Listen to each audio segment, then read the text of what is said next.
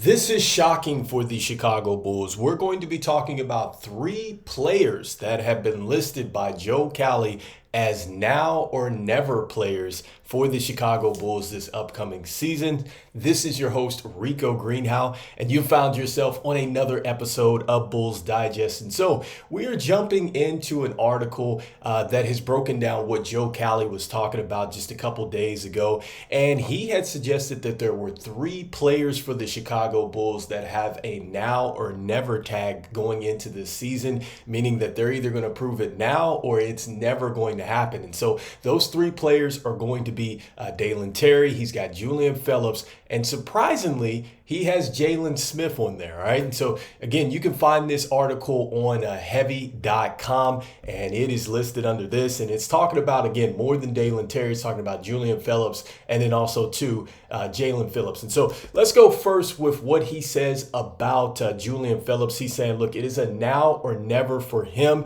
coming off a situation where he played in 40 games off the bench, and he averaged 2.2 points a game at 31.6%.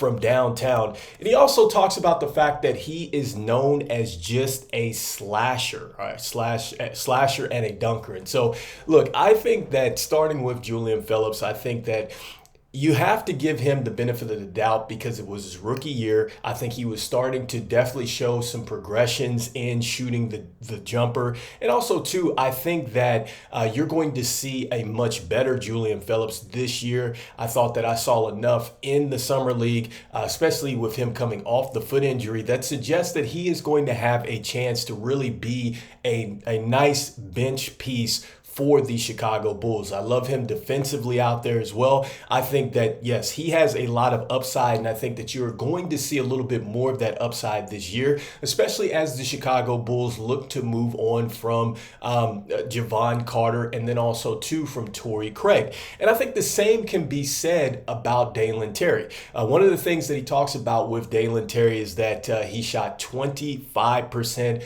from downtown his first year. He shot 23% the next year. And he also talks about the fact that Dalen Terry really has shown a little bit more promise in the G League than he has on the bigger club. And so once again, I think what that comes down to is, again, he's got to get some more playing time. I think that you're going to see him get some more playing time this year. And I think that the Chicago Bulls that he's listed are in an evaluation period. I think that that is just what it is with some of these players. Like, you have to see them play a little bit more before you can go ahead and say, all right, we got to go ahead and let them go. Because I think between those two players, I think that it's going to slow down for Dalen Terry. That's one of the things that Joe Cali does mention, is that he thinks that the game is a bit too quick for him right now. I think it is going to slow down for Dalen Terry. He did work out with DeMar DeRozan over the summer. He looked pretty good in the Drew League, and I know it is the Drew League, but still, I like the fact that he's taken the initiative. He's gone out there. He is training with DeMar DeRozan, and I think that he is ready to take another leap off of this bench, even though a lot of people are going to say, I don't think it's going to happen. I'm not saying that either one of those players are looking to necessarily be starters for the Chicago Bulls, but regardless, we will need a bench. We need players that are going to come in, be able to lock down some people, be able to help score the ball while those starters get rest. So I think that you need to evaluate both of those players and see if it is going to work. And I think one of the things that he continues to attach to Dalen Terry is the fact that Walker Kessler for Utah was drafted a couple spots later. And I get it. I totally understand that with the Chicago Bulls, and they need a center. But at the same token, there are players that were drafted ahead of Dalen Terry that aren't necessarily doing as well. And so I think that you still have to give him the benefit of the doubt, and you really get a chance to see what both of those players can do. And from a financial standpoint, it's not like it's costing the Bulls a lot here, because with Dalen Terry, he's at $3.5 million for 2 years, and then you have Julian Phillips. He's at $1.8 million for 3 years. And so, look, that is not a whole bunch of money tied up between those two players. And if you do decide to move on from them, you could perhaps package them up in a deal, maybe towards the trade deadline, and that helps you get a piece back that makes a little bit more sense for you. And I'm not saying and suggesting you do so. But if they're not looking like they're going to be promising building pieces, then I would say, all right, you would go ahead and make a decision sooner than later. But knowing the Chicago Bulls, they're going to wait to evaluate this talent before they go ahead and make that decision. And so next up, he talks about Jalen Smith. And I thought that was very interesting with what he had to say about Jalen Smith. In fact, what he's talking about here is the fact that he's $27 million is what they paid for him. And also, too, he talks about the fact that he's undersized, but he has a chance to make a case this season.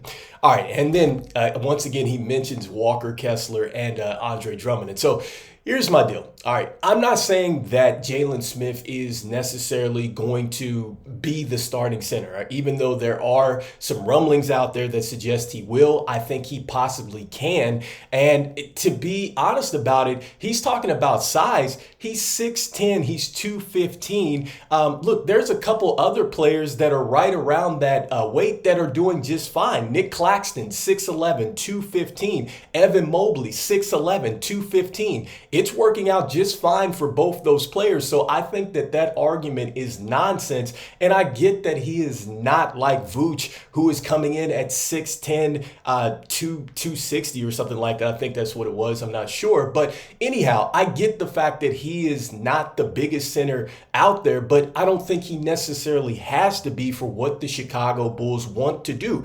They want to be a bit more athletic. They want to get up and down the floor. And he definitely is somebody that fits what the Chicago Bulls want to do. In worst case scenario, if he's not your starting center, then you can go ahead and bring him off the bench. He's already shown that he can be a very good backup to some proven centers in this league. He just showed you that he was a pretty good backup for Miles Turner. So that just means that you have to use a draft piece and go out there and draft a center like you should have. And then that also means you just have to go trade for a player that can help you in the front court as well. So I don't think that that's a disaster.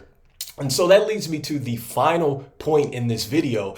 Out of those three names, I don't think that it's a now or never for any of those players. In my opinion, the now or never for any player on this roster is Patrick Williams. All right. You just talked about Jalen Smith and $27 million. You just signed Patrick Williams, who has been injured 2 of his 4 seasons with the Chicago Bulls, for $90 million. Like $90 million. And I get the fact that, yes, it is a deal that is going to work out for the Chicago Bulls as the salary cap goes up. But this also means that you would have to stick with him for those years in order to see that benefit happen. And so you're telling me you're willing to go ahead and stick with just play that doesn't take off. It doesn't take another step in order to somehow make it a financial gain. I'm not all about that. I think that for sure, Patrick Williams to me is a now or never. I think if he doesn't play well this year, especially being in the starting lineup, then the Chicago Bulls need to pivot quickly, especially if you start to say that he's one of the main pieces that you want to build around. Because I think that that's exactly what the Chicago Bulls did when they went out there and they got Patrick Williams at this. And so when we look at it from a signing standpoint, Patrick Williams is coming in 8th as far as contracts signed this summer. And look at the contracts behind him. I get it with Isaiah Hartenstein and also too with Malik Monk. Both of those deals are going to be a little bit harder on the cap because of the back end of the contract, comparatively speaking to Patrick Williams. But still, we needed a center. So what if we would have thrown that money at Hartenstein? Like, would we have gotten him? And so that's what I'm talking about there. So before we start to talk about money and a center in Jalen Smith, why are we not pumping the brakes and looking at what just went on with Patrick Williams? I think that for sure is something that is a now or never situation. And comparatively speaking, Isaac Okoro, who just, he was in the same draft class as Patrick Williams. He just signed 3 years, $52 million. All right. And then when you look even further into this, Patrick Williams, he makes $32 million more than Obi Toppin. And when you look comparison-wise at the numbers, Obi Toppin put up the same numbers that Patrick Williams did last year, even though he's injured. And then when you look at the career stats, Obi Toppin is not very far off of what Patrick Williams has done, and he's appeared in more games. And so this is where I have a huge issue. I think that you have got to now figure out a way to go ahead and pivot from Patrick Williams if it doesn't work out starting the season. You have got to figure out a way to open up some cap flexibility and get some players over here that are going to be healthy, that are going to take that next step with your young core. So with that being said, let me know in the comments what you think. Do you think that Patrick Williams is in the now or never category? Or do you think that it's just like Joe Cali talked about in this piece, where it is Dalen Terry, it is Julian Phillips, it is Jalen Smith? Let me know in the comments what you think.